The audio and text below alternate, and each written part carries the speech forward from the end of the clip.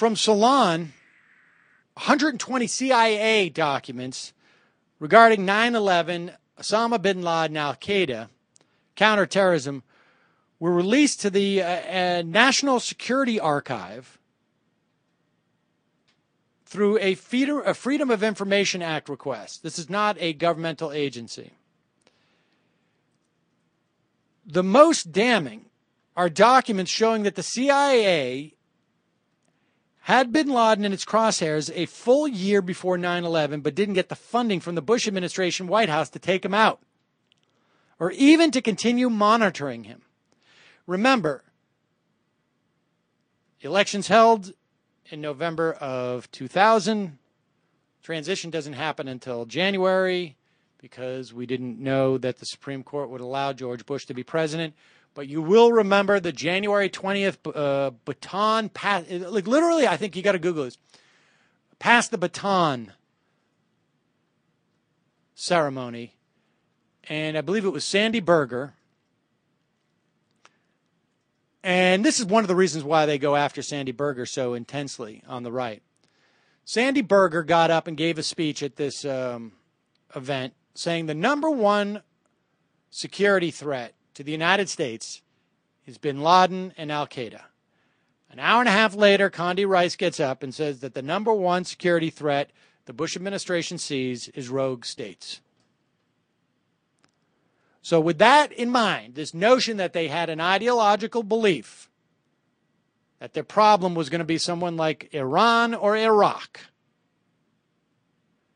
despite the fact that the professionals who were working on this told them the real thing to watch out for is bin Laden or Al-Qaeda. CIA materials directly contradict many of the claims Bush officials that it was aggressively pursuing Al-Qaeda prior to 9/11 and that nobody could have predicted the attacks.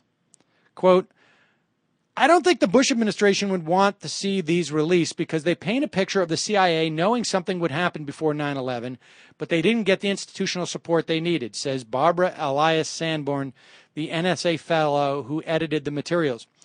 In 2000-2001, the CIA began using Predator unmanned aerial vehicles in Afghanistan.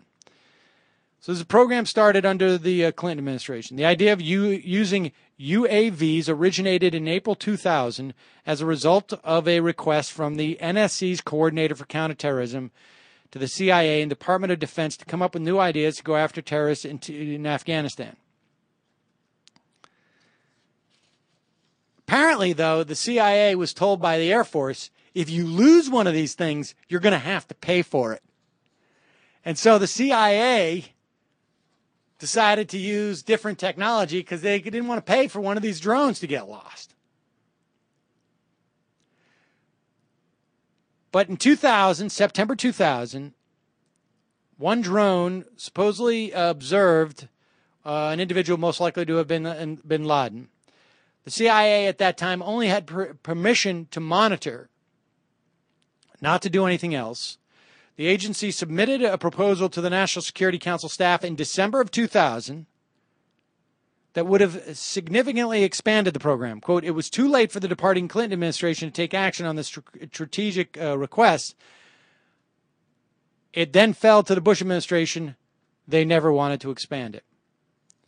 In 2006, you'll recall that Condi Rice said, we were not left a comprehensive strategy to fight Al-Qaeda by the Clinton administration.